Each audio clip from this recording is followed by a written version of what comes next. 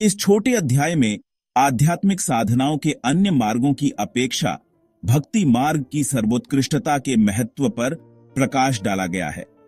इसका प्रारंभ अर्जुन द्वारा श्री कृष्ण से पूछे गए इस प्रश्न से होता है कि वह योग में किन्हें पूर्ण माने, क्या जो भगवान की साकार रूप में भक्ति करते हैं या वे जो निराकार ब्रह्म की उपासना करते हैं।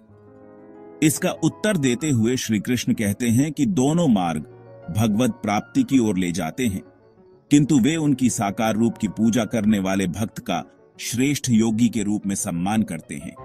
वे स्पष्ट करते हुए कहते हैं कि मायाबद्ध देहधारियों के लिए उनके निराकार अव्यक्त रूप की आराधना करना कष्टदायक और अत्यंत कठिन है, जबकि साकार रूप की आराधना करने वाले भक्त अपनी चेतना के साथ भगवान में विलीन हो जाते हैं और उनके प्रत्येक कर्म भगवान को समर्पित होते हैं तथा वे शीघ्रता से जीवन मरण के बंधनों से मुक्त हो जाते हैं। इसलिए श्री कृष्ण अर्जुन को अपनी बुद्धि उन्हें समर्पित करने और अपने मन को केवल उनकी प्रेममयी भक्ति में स्थिर करने के लिए कहते हैं। इस छोटे अध्याय में आध्यात्मिक साधनाओं के अन्य मार्गों की अपेक्षा भक्ति मार्ग की सर्वोत्कृष्टता के महत्व पर प्रकाश डाला गया है। इसका प्रारंभ अर्जुन द्वारा श्री कृष्ण से पूछे गए इस प्रश्न से होता है कि वह योग में किन्हें पूर्ण माने, क्या जो भगवान की साकार रूप में भक्ति करते हैं या वे जो निराकार ब्रह्म की उपासना करते हैं। इसका उत्तर देते हुए श्री कृष्ण कहते हैं कि दोनों मार्ग भगवत प्राप्ति की ओर ले जाते हैं, किंतु वे उनकी साकार रूप की पूजा करने वाले भक्त का श्रेष्ठ योगी के रूप में सम्मान करते हैं। वे स्पष्ट करते हुए कहते हैं कि मायाबद्ध देहधारियों के लिए उनके निराकार अव्यक्त रूप की आराधना करना कष्टदायक और अत्यंत कठिन है, जबकि साकार रूप की आराधना करने वाले भक्त अपनी चेतना के साथ भगवान में विलीन हो जाते हैं और उनके प्रत्येक कर्म भगवान को समर्पित होते हैं तथा वे शीघ्रता से जीवन मरण के बंधनों से मुक्त हो जाते हैं। इसलिए श्री कृष्ण अर्जुन को अपनी बुद्धि उन्हें समर्पित करने और अपने मन को केवल उनकी प्रेममयी भक्ति में स्थिर करने के लिए कहते हैं। अर्जुन ने पूछा, आपके साकार रूप पर दृढ़तापूर्वक निरंतर समर्पित होने वालों को या आपके अव्यक्त निराकार रूप की आराधना करने वालों में से आप किसे योग में पूर्ण मानते हैं?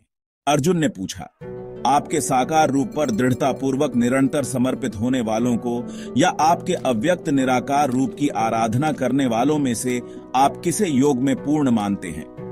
आनंदमयी भगवान ने कहा, वे जो अपने मन को मुझ में स्थिर करते हैं और सदैव दृढ़तापूर्वक पूर्ण श्रद्धा के साथ मेरी भक्ति में तल्लीन रहते हैं, मैं उन्हें सर्वश्रेष्ठ योगी मानता हूं।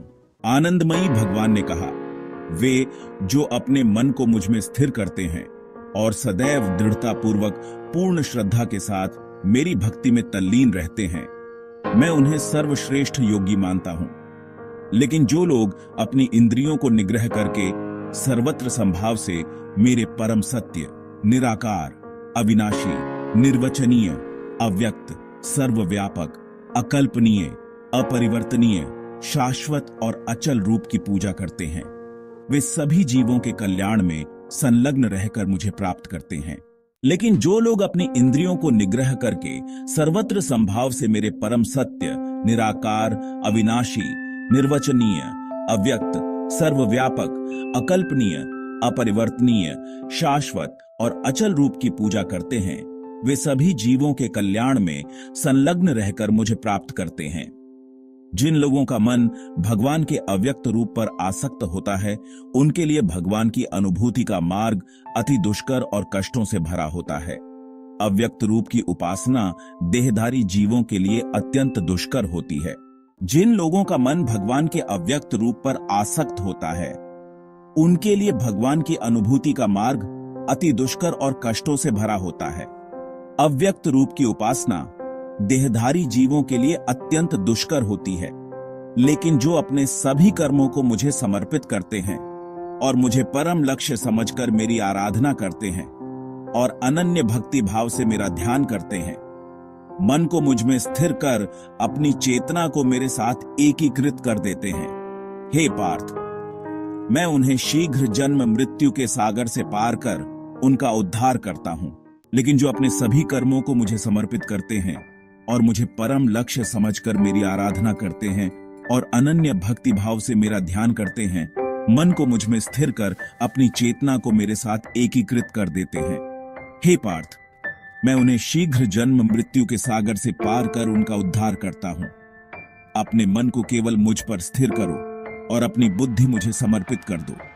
इस प्रकार से तुम सदैव मुझ में स्थित रहोगे, इसमें कोई संदेह नहीं है। अपने मन को केवल मुझ पर स्थिर करो और अपनी बुद्धि मुझे समर्पित कर दो। इस प्रकार से तुम सदैव मुझ में स्थित रहोगे, इसमें कोई संदेह नहीं है।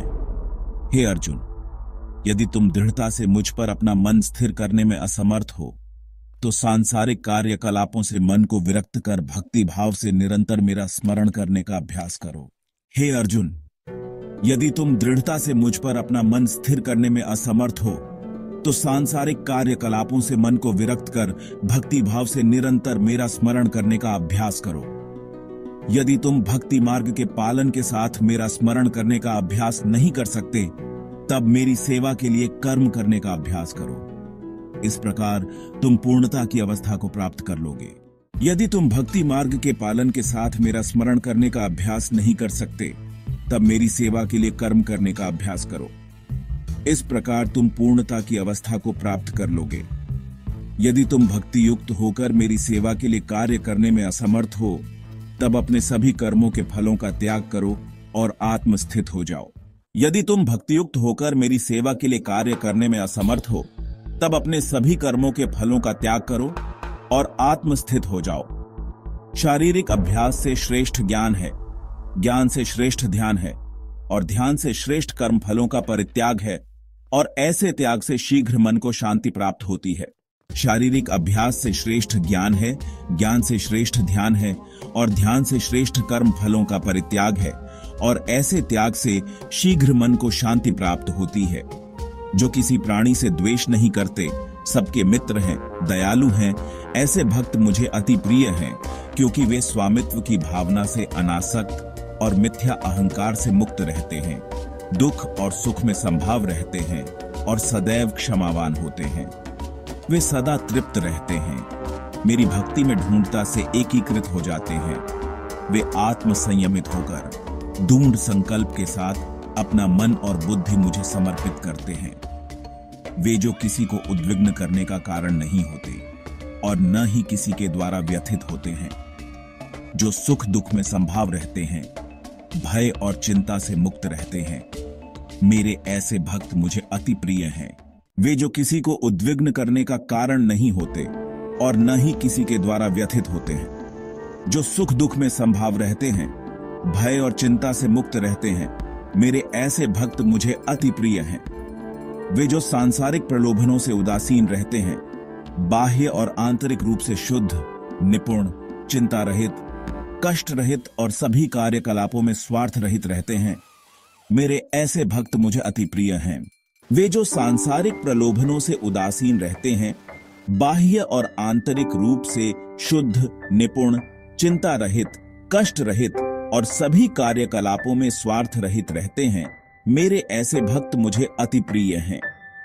वे जो न तो लौकिक सुखों से हर्षित होते हैं और न ही सांसारिक दुखों से निराश होते हैं, तथा न ही किसी हानि के लिए शोक करते हैं एवं न ही लाभ की लालसा करते हैं, वे शुभ और अशुभ कर्मों का परित्याग करते हैं। ऐसे भक्त जो भक्ति भावना से परिपूर्ण होते हैं, मुझे अति प्रिय हैं। वे जो न तो लौकिक सुखों से हर्षित होते हैं और न ही सांसारिक दुखों से निराश होते हैं, तथा न ही किसी हानि के लिए शोक करते हैं एवं न ही लाभ की लालसा करते हैं, वे शुभ और अशुभ कर्मों का परित्याग करते हैं। ऐसे भक्त जो भक्ति भावना से परिपूर्ण होते हैं, मुझे अति प्रिय हैं।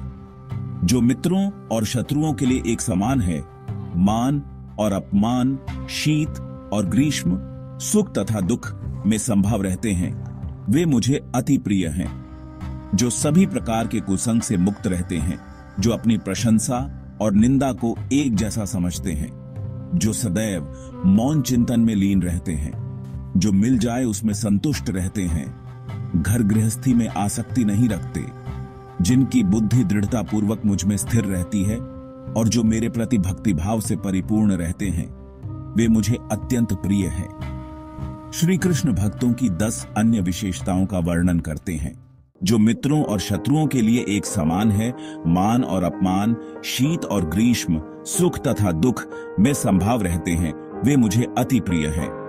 जो सभी प्रकार के कुसंग से मुक्त रहते हैं, जो अपनी प्रशंसा और निंदा को एक जैसा समझते हैं, जो सदैव मौन चिंतन में लीन रहते हैं, जो मिल जाए उसमें संतुष्ट रहते हैं, घर गृहस्थी में आसक्ति नहीं रखते, जिनकी बुद्धि दृढ़ता पूर्वक मुझ में स्थिर रहती है और जो मेरे प्रति भक्तिभाव से परिपूर्ण रहते हैं, वे मुझे अत्यंत प्रिय हैं।